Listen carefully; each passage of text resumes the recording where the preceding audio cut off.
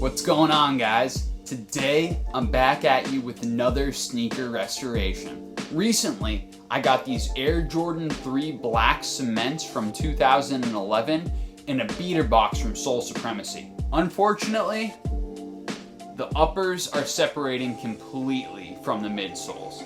Additionally, the paint has been cracking rather brutally on the midsoles.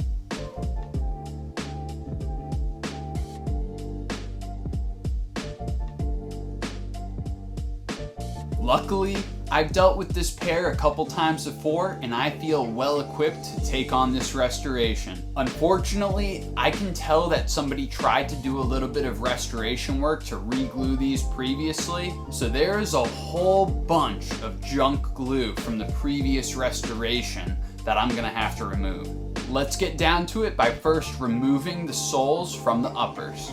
Because of how old the factory glue was, these sneakers were pretty much all the way separated, but I did need to pull out a razor blade to cut the thread between the outsole and the uppers at the toe cap. Once I had the midsole separated from the uppers, all I needed to do was use some pressure from my hands to pull the outsoles right off of the midsoles, and they separated like butter. Now that the soles have been removed off of these black cement 3s, it's time to get down to my prep work.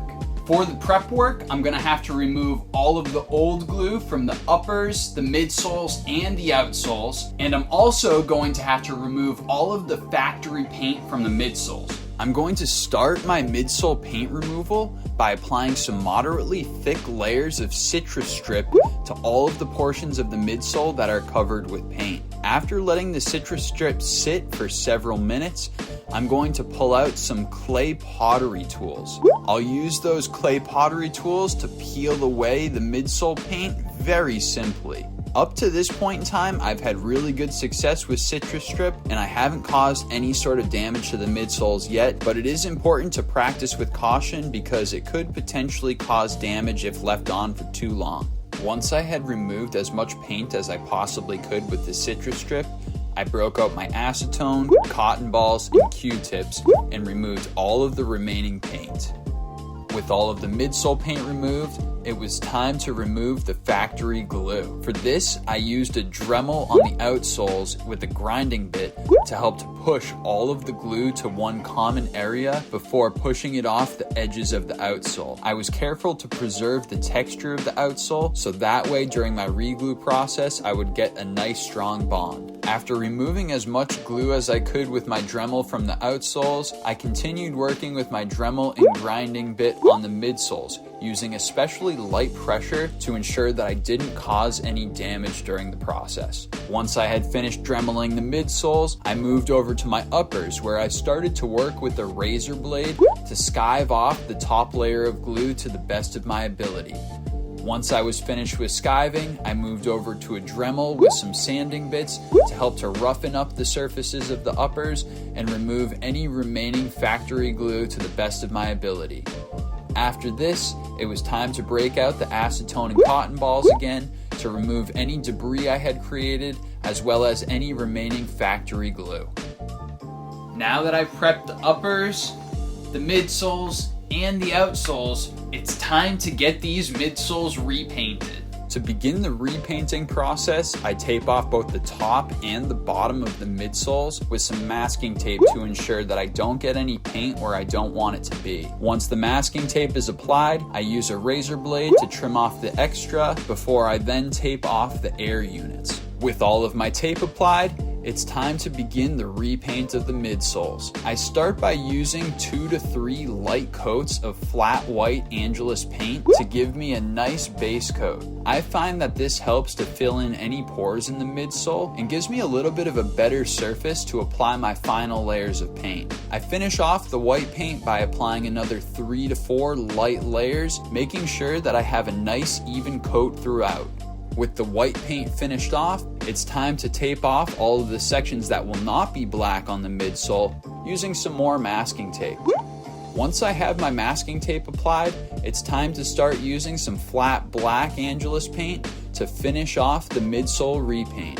I find that the black paint goes on quite a bit fuller and I only need about 2 to 3 layers. After applying my black paint, I pull off the masking tape, and it's time to get my repaint finalized by using some Liquid Kicks factory finish. This is going to ensure that I have a nice scratch resistant surface, and it's also going to apply a semi-gloss to the midsole that's going to cause it to dry off looking a lot more similar to what these kicks would look like when they come out of the factory. It's time to remove all of the tape and reveal the final paint job. At this point in time, I've successfully completed all of my prep work on these black cement 3s, and I've repainted the midsoles. Now it's time to get everything bonded together. First off, I'm going to start with the outsole to midsole. I'm going to start my reglue process by attaching the midsoles and the outsoles. First, I'll apply 2 layers of barge super stick cement to the outsoles, approximately 15 minutes apart from each other. Once I've laid down my super stick on the outsoles, I'm going to move to the midsoles, where I'll repeat the same process, applying 2 layers of super stick 15 minutes apart. Once my super stick has been applied, I'm going to wait about 5 or 6 hours to allow it to cure completely. After about 6 hours of cure time, I aligned my midsole to my outsole and broke out my heat gun and started to apply some heat to reactivate the super stick. I began at the toe and then moved to the heel to get these sections bonded and make sure that I had appropriate alignment. After this, it might appear as though there's a little bit of a bubble at the midfoot of the shoe, but once you apply more heat and get the sections bonded together, everything will flatten out appropriately, and as long as you have the heel and the toe aligned properly, the midsection of the shoe will also be aligned quite nicely when everything is said and done. I heat section by section along the edges of the shoe to ensure that I have a nice alignment and a strong bond before I hit the midsection of the shoe and apply firm pressure to make sure that I have a solid bond throughout.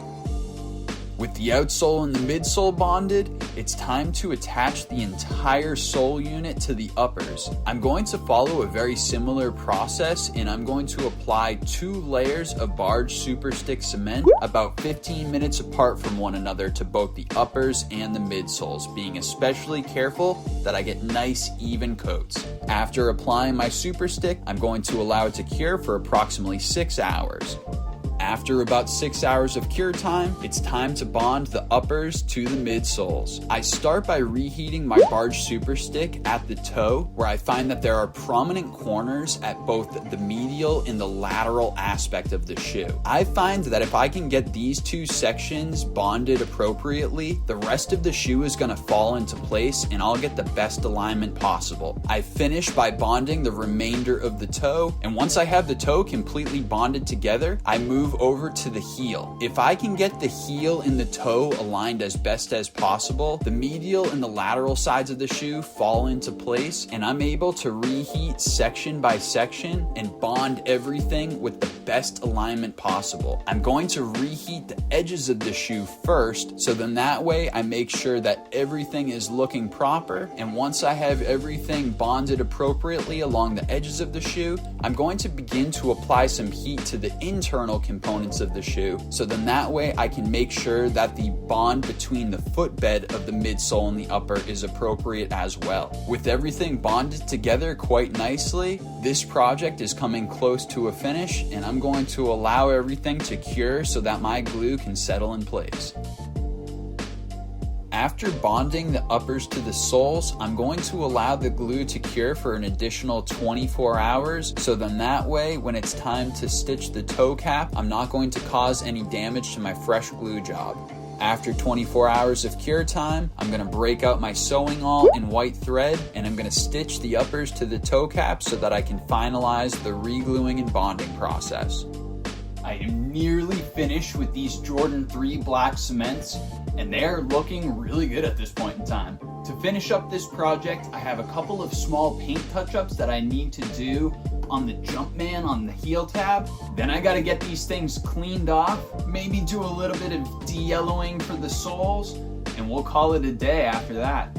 I'll touch up the back tabs with some fine tip Q-tips and some Angelus white paint before finishing it off with some Liquid Kicks factory finish.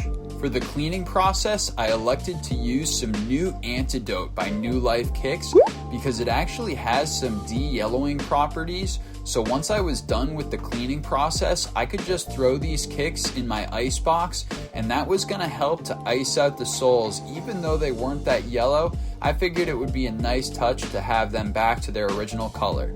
After that, the shoes were finally finished and it was time to get them laced up and call it a day on this project. I've officially finished restoring these Jordan 3 black cements, so let's take a closer look. Compared to when I got these things in, there is a massive difference. These things have been completely restored and are completely wearable. The reglue was definitely complicated by the previous attempt at restoration on this pair, but luckily I was able to salvage them with minimal damage to the uppers in the process. Unfortunately, the midsoles did suffer a little bit of damage. It's very difficult to see this damage unless you look at these things with a really keen eye, but unfortunately you can see it a little bit on the lateral side of the left shoe. I also had to do a midsole repaint and a deep cleaning on the entire shoe. Overall, these things are looking super clean and I'm incredibly happy with the restoration job that I was able to put in on them. Black Cement 3s have easily been the #1 shoe that I've done restorations on, and this is by far the best one that I've done yet. I'm really curious to hear what you guys think of this restoration though, so please let me know in the comments below. As always, I appreciate every single one of you that stuck around until the cold, bitter end of this video. You guys already know, I'm Sailboat, and I'm out of here.